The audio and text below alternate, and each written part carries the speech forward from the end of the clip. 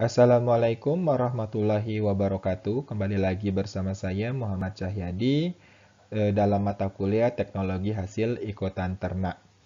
Bagi mahasiswa yang belum subscribe, bisa subscribe dengan mengklik tombol subscribe dan untuk mendapatkan update terkini dari saya di YouTube, bisa mengklik tanda lonceng.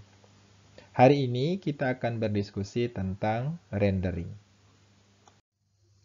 Lemak merupakan salah satu hasil ikutan ternak dari industri rumah potong. Lemak binatang itu adalah trigliserida, sebuah molekul gliserol C3O3H8 yang terikat pada tiga asam lemak dengan ikatan ester. Lemak dapat berasal dari hewan seperti sapi, unggas, babi, maupun hewan-hewan lainnya. Kebanyakan masyarakat dewasa ini menyukai daging dengan sedikit lemak atau rendah lemak. Lemak yang tidak dikonsumsi oleh masyarakat ini itu akan memiliki nilai tambah jika dimanfaatkan atau diproses lebih baik. Salah satunya untuk mendapatkan lemak atau mengolah lemak hasil samping tadi dengan cara proses atau melalui proses rendering. Rendering merupakan suatu cara ekstraksi minyak atau lemak dari bahan yang diduga mengandung minyak atau lemak dengan kadar air yang tinggi. Karakteristik ini dimiliki oleh hasil samping dari industri rumah potong hewan. Pemanasan adalah metode yang efektif pada proses rendering. Tujuannya adalah agar protein menggumpal dan untuk memecah dinding sel agar mudah ditembus oleh minyak atau lemak yang terkandung di dalam sel tadi agar bisa keluar. Berikut ini adalah gambaran sumber-sumber lemak yang berasal dari rumah potong hewan. Seperti yang kita ketahui, hanya sekitar 51% dari bobot hidup dari seekor sapi itu digunakan untuk sumber makanan dari manusia. Sisanya adalah hasil ikutan yang bisa berupa kulit, kemudian tulang dan sebagainya. Nah, kulit, tulang dan sebagainya ini tadi itu perlu diproses lebih lanjut untuk menghasilkan produk yang bermanfaat atau agar dia tidak hanya menjadi limbah industri rumah potong hewan. Untuk mendapatkan produk-produk tersebut itu bisa dilakukan dengan cara cooking atau drying. Jadi kita masak dulu, kemudian dikeringkan. Contoh produk-produk hasil industri rumah potong hewan yang telah diproses yang berasal dari atau yang bahan utamanya adalah lemak adalah contohnya grease dan oil atau minyak gemuk ini biasa digunakan untuk pelumas gitu ya. Kemudian telo ini merupakan lemak yang berasal dari lemak sapi. Kemudian bisa juga menjadi produk meat bone meal atau yang sering kita sebut dengan MBM.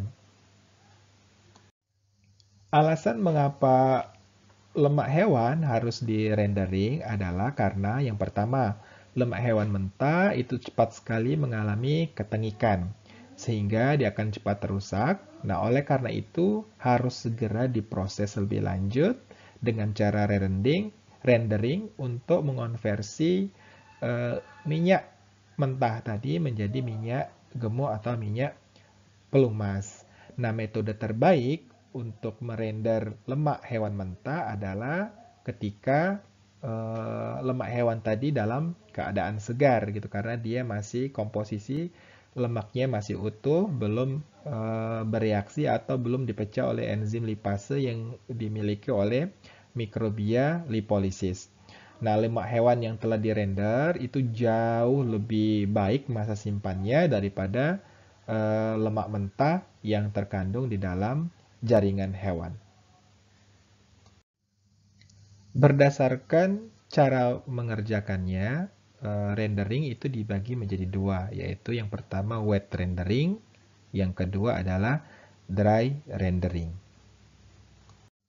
Metode rendering yang pertama adalah wet rendering. Apa itu wet rendering? Wet rendering adalah proses rendering atau ekstraksi lemak dari jaringan hewan yang diduga mengandung banyak lemak dengan cara menambahkan air selama proses ekstraksi berlangsung.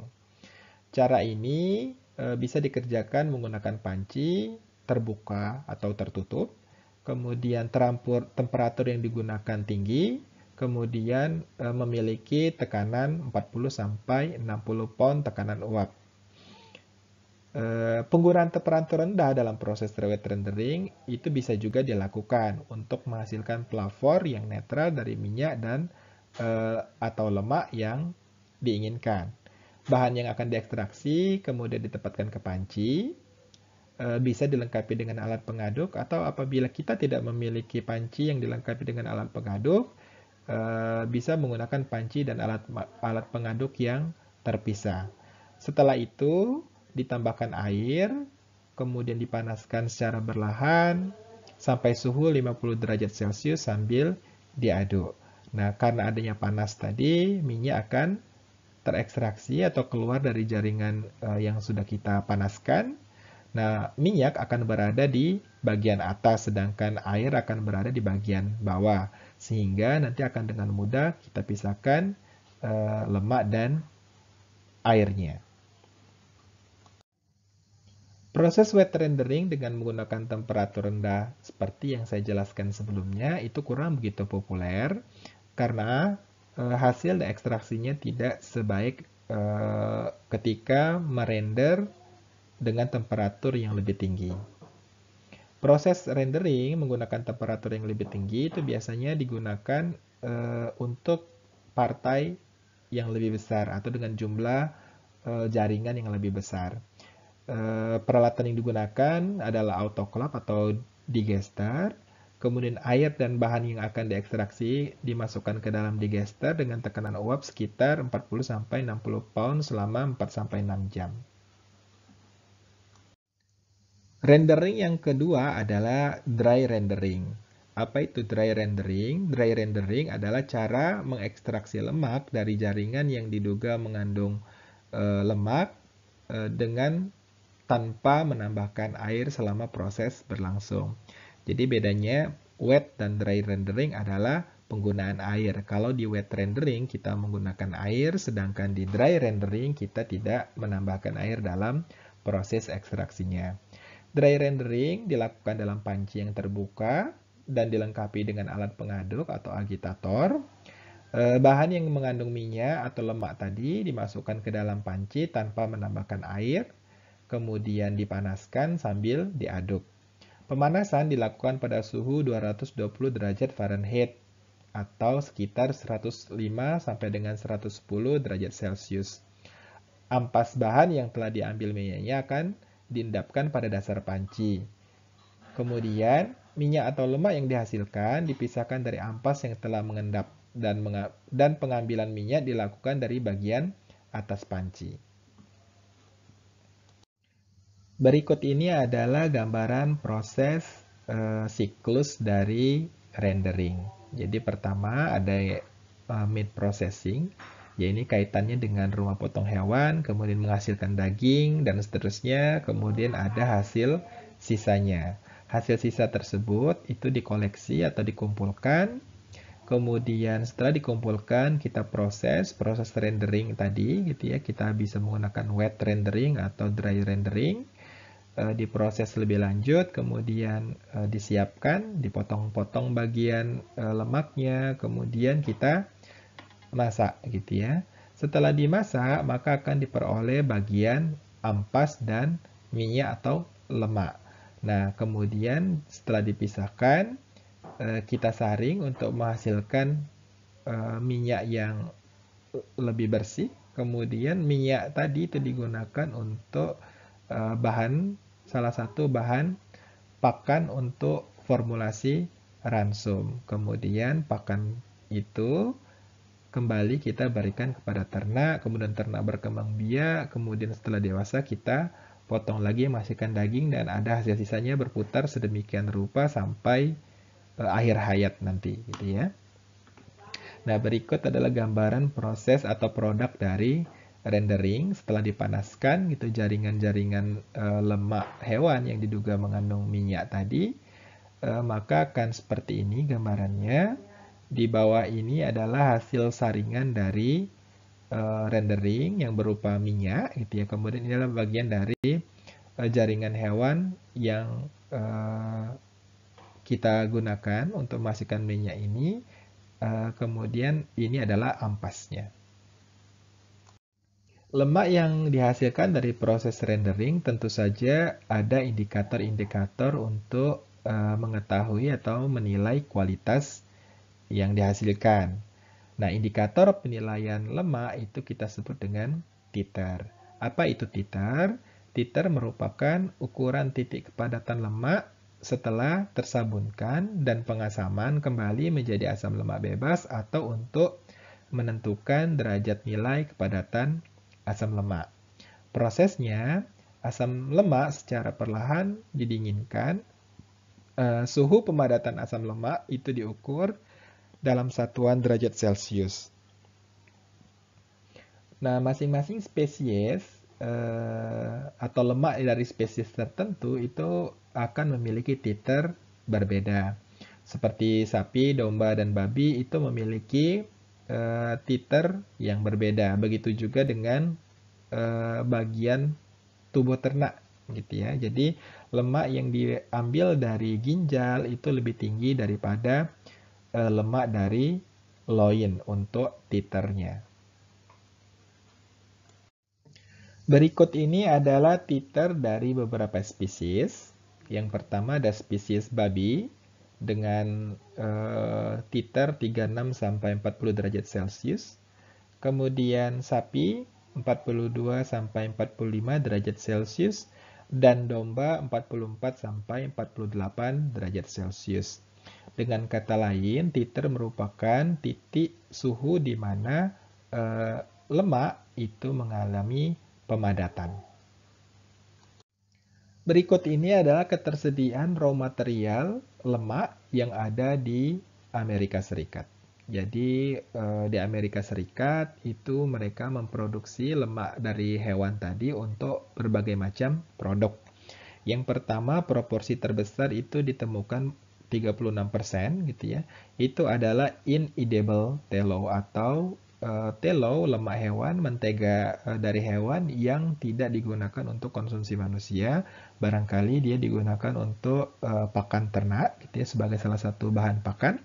Kemudian yang kedua sebesar 27% itu adalah grease. Grease ini adalah lemak yang sedikit padat gitu ya, atau kita kalau di Indonesia itu seperti lemak gemuk gitu ya, yang digunakan untuk berbagai macam onderdil mesin gitu ya. Jadi digunakan sebagai pelumas. Kemudian yang ketiga sebesar 18% itu adalah edible tallow, jadi lemak atau mentega yang berasal dari sapi dan dapat digunakan untuk konsumsi manusia. Kemudian 15% berupa lemak dari poultry atau unggas. Kemudian yang terakhir adalah lard, sekitar 5%. Lard ini banyak digunakan untuk mentega gitu ya, karena rasanya yang konon katanya enak. Berbeda dengan tallow, lard ini adalah dari jaringan hewan babi. Produk dari rendering lemak itu biasanya atau umumnya berupa tallow dan lard. Untuk tallow itu merupakan lemak atau mentega yang berasal dari lemak sapi dan domba.